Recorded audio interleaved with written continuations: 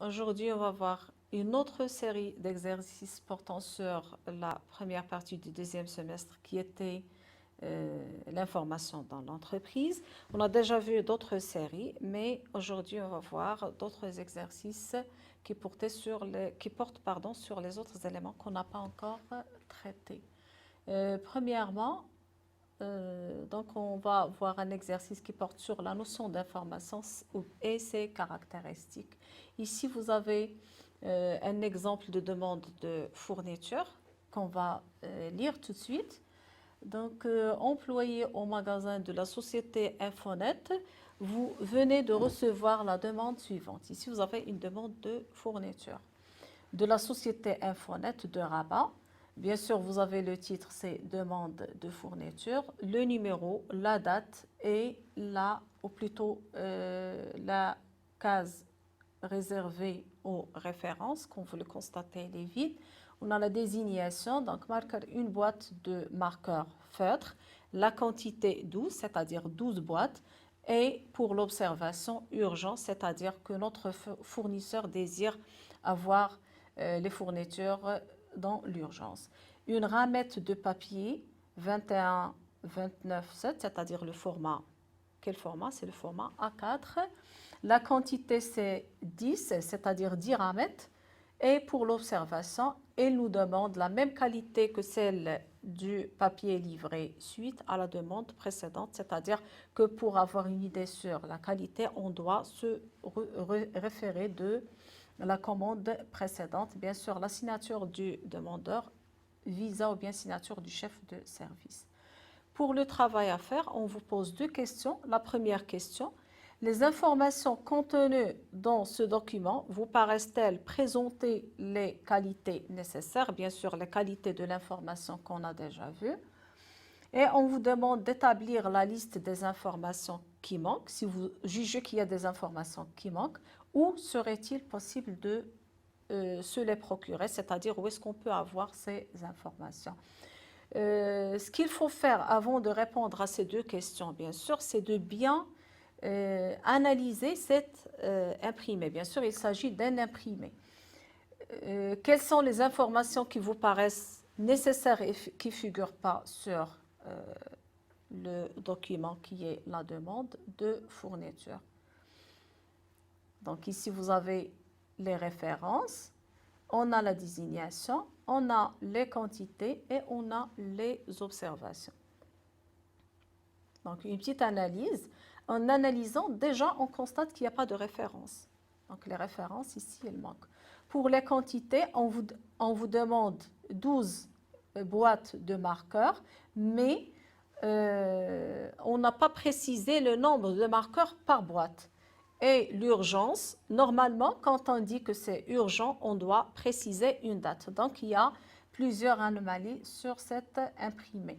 La même chose pour la ramette de papier, il manque les références.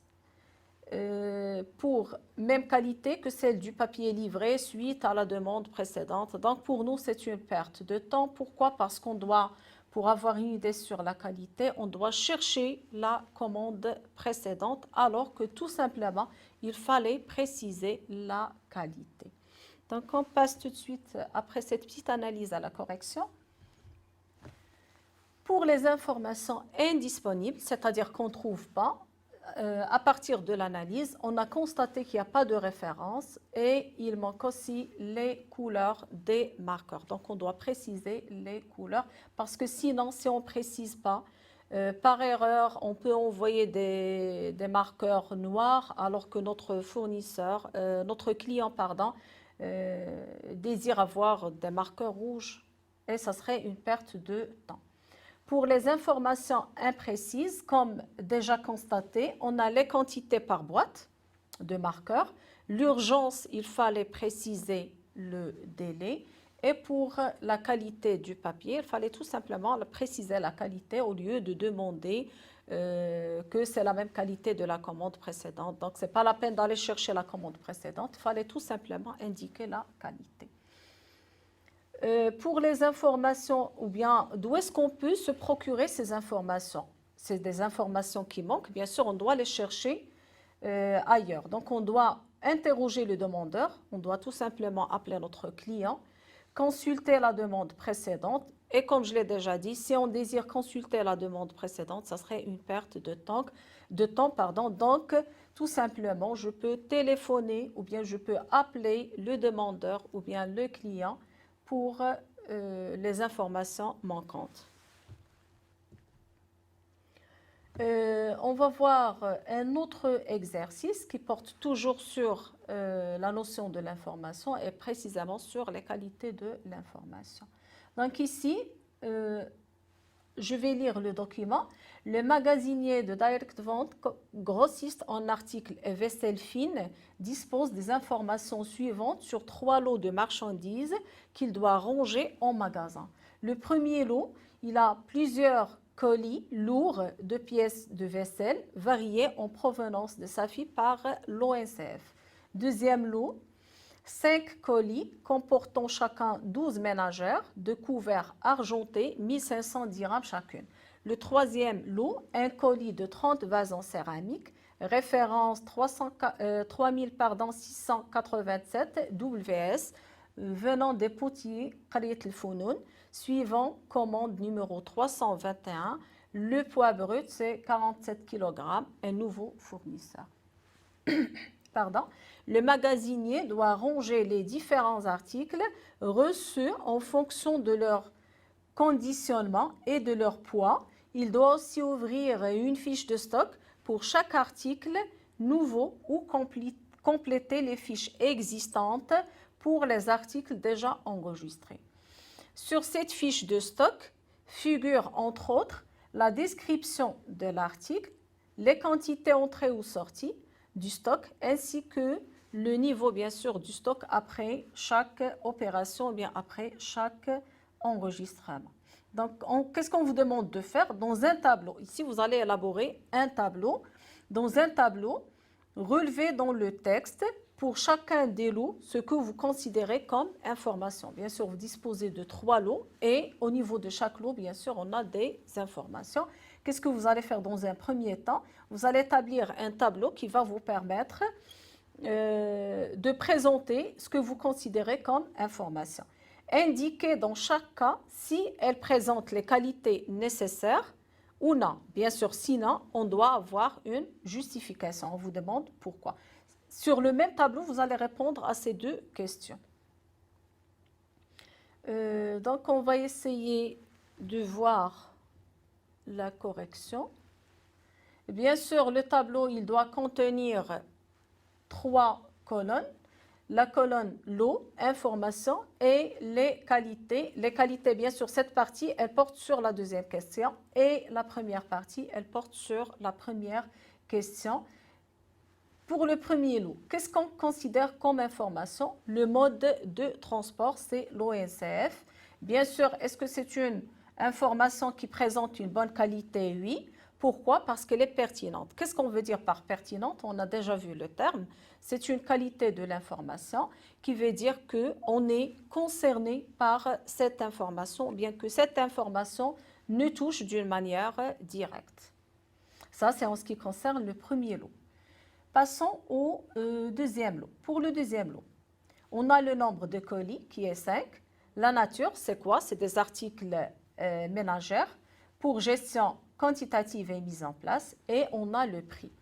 Pour la première partie, on considère comme information.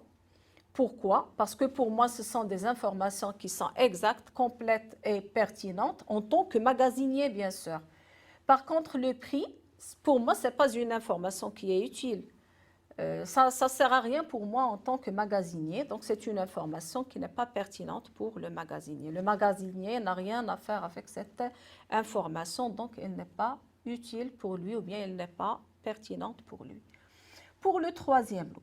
Le troisième lot, pour les informations, donc la première question, on a le contenu, la quantité, la référence, l'expéditeur, le mode de transport et le poids. Et l'information qui est aussi utile, c'est nouveau fournisseur. Pour la qualité, bien sûr, elle est de bonne qualité pour un magasinier. Pourquoi?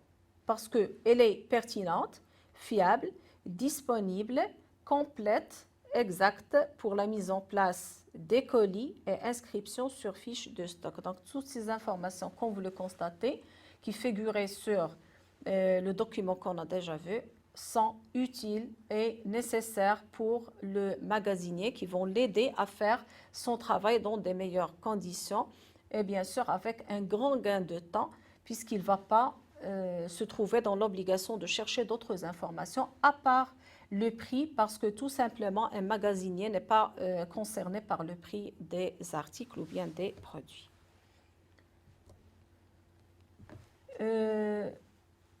Pour l'instant, on va voir un autre exemple ou bien un autre exercice qui porte bien sûr toujours dans le cadre de l'information, ou bien de la notion de l'information et qui porte sur le type de l'information.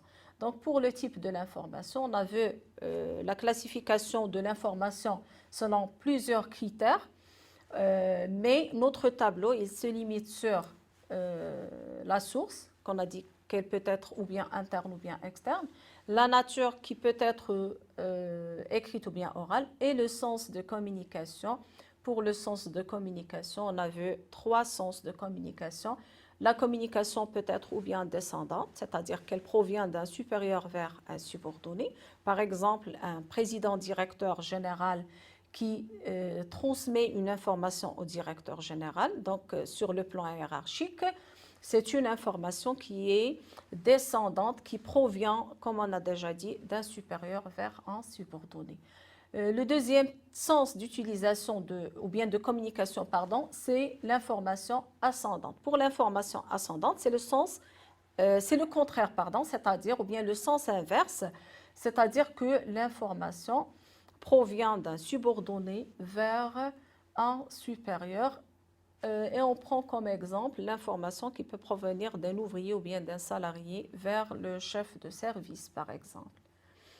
Le troisième et dernier sens, c'était le sens latéral, c'est-à-dire que les deux interlocuteurs se trouvent sur le même niveau ou bien sur la même ligne. Par exemple, une réunion entre les chefs de service. Donc, les chefs de service se trouvent sur la même ligne hiérarchique et dans ce cas, il s'agit d'une communication qui est latérale, c'est-à-dire sur des personnes sur le même niveau.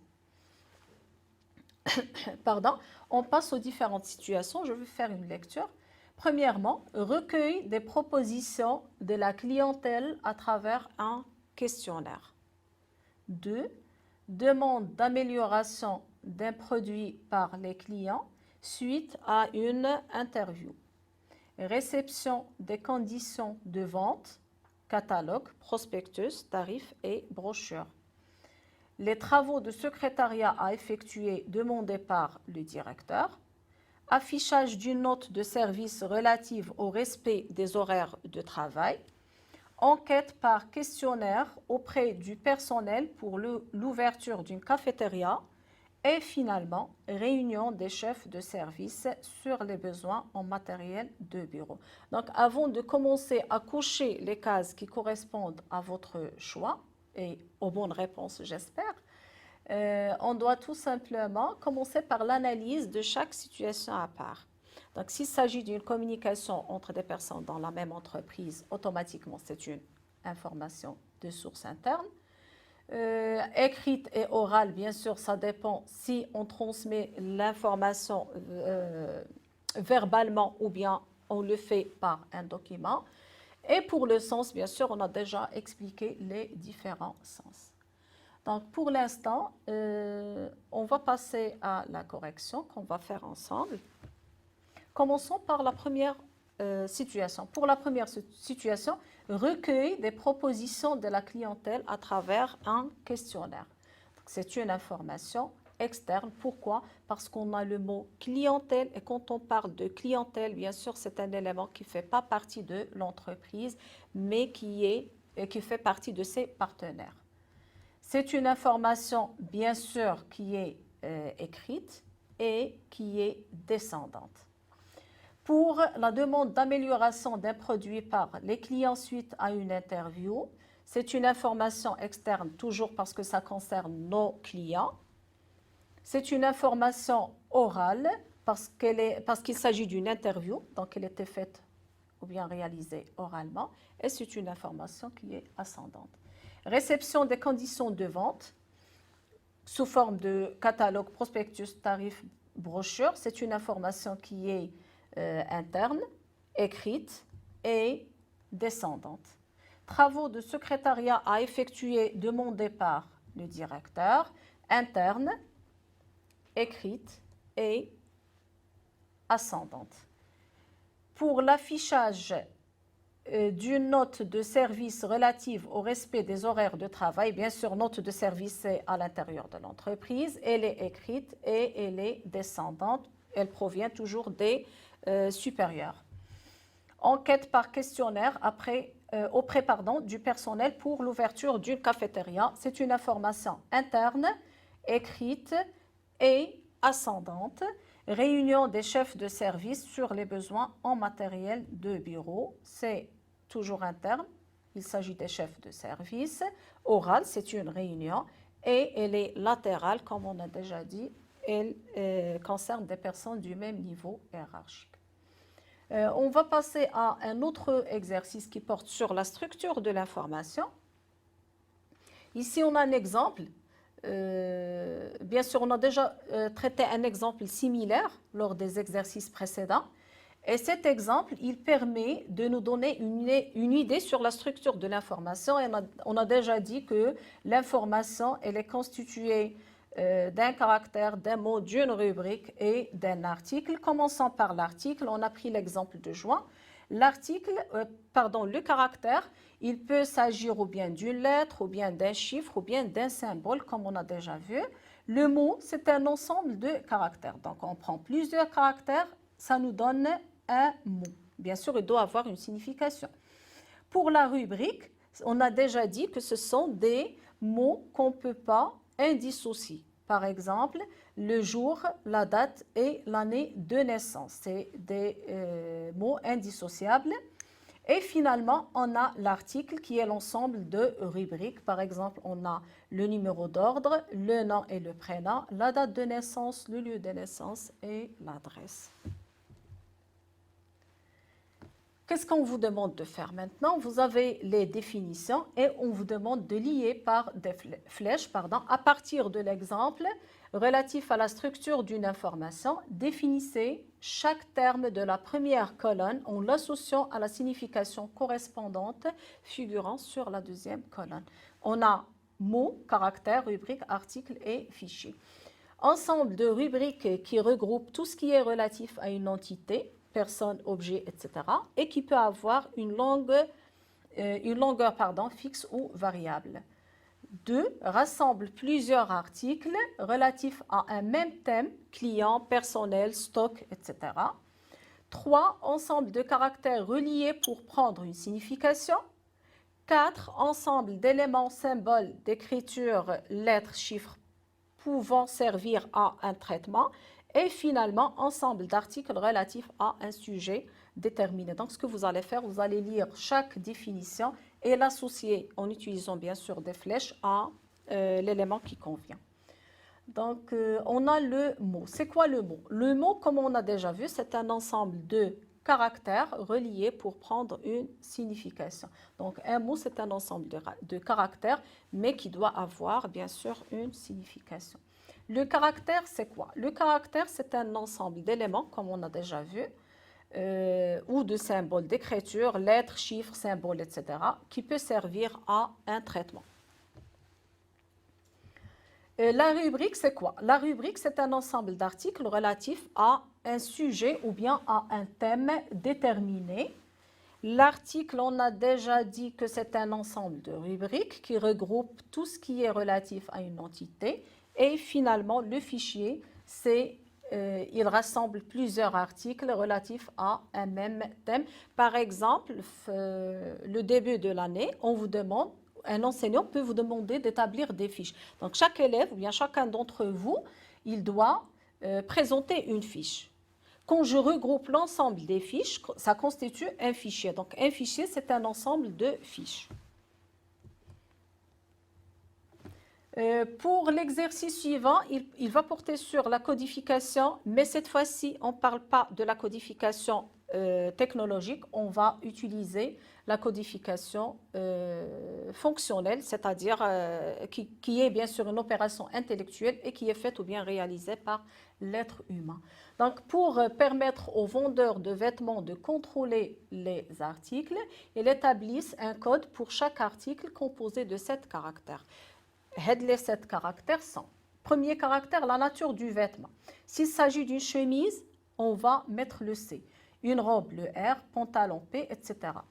Deuxième caractère, ou bien deuxième élément, c'est la catégorie du client, homme, femme ou enfant. S'il s'agit d'un homme, on attribue le chiffre 1, d'une femme le chiffre 2 et d'un enfant le chiffre 3.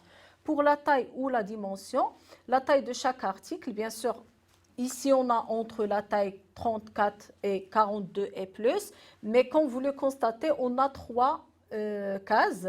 Dans ce cas, vous allez mettre les deux chiffres ici et vous allez les précéder d'un 0. Pour la couleur, s'il s'agit d'une couleur unie, on met le chiffre 1. Bicolore, c'est-à-dire 2 couleurs, on met 2. Et multicolore, c'est-à-dire plusieurs couleurs, on va mettre le 3. Pour le blanc, on attribue la lettre B. Pour le bleu, la lettre L. Le jaune, la lettre J. Le rouge, R, etc. Ici, je vous donne un tableau à compléter avec un exemple qui est déjà fait. En procédant à la codification des articles, on obtient ce qui suit. Pardon. Les désignations des articles. Pour le premier, on a un pantalon. On a dit que quand il s'agit d'un pantalon, on met la lettre P. Pour homme, c'est la catégorie homme. On attribue le numéro, bien le chiffre 1. La taille 46, on attribue 46 précédé d'un 0. Et la couleur, elle est bleue, donc on met le L. Oui, c'est bon, donc je pense que c'est ça. Pour le pantalon blanc pour homme, taille 46, le code qui correspond à cette information, c'est le P1046 et L. On va compléter les autres éléments. Pour le deuxième exemple, on a robe imprimée, dominante rouge, taille 40. Pour robe, bien sûr, on va attribuer la lettre R. Imprimé, donc c'est multicolore, pardon, couleur dominante rouge, c'est le R. Et femme, c'est 2. Bien sûr, une robe, elle est destinée à une femme. Et finalement, on a la taille, c'est 40, précédée toujours d'un 0. Troisième exemple, chemise marine rayée, blanc, taille 42 pour dame. Chemise, on a la lettre C. Pour dame, bien sûr, c'est femme 2. Pour la dimension, bien la taille, c'est 42, toujours précédé d'un 0. Et pour la couleur, on a blanc, c'est la lettre P. Ainsi de suite. Donc, pour l'exemple 4, robe pour petite fille, c'est-à-dire enfant, imprimée, dominante vert. Donc, pour la robe, c'est toujours R. Pour la catégorie C3, c'est enfant. La taille, ici, on a 10, donc toujours la taille précédée du chiffre 0. Et le vert, bien sûr, on va attribuer la lettre V. Dernier exemple, on a jupe marron, taille 38. Jupe, c'est, la lettre J. Une jupe, bien sûr, c'est destiné aux femmes, on met le F. La taille, c'est 38, toujours précédé d'un 0. Et on a le marron, bien sûr, c'est leur M. Et la couleur marron, c'est uni.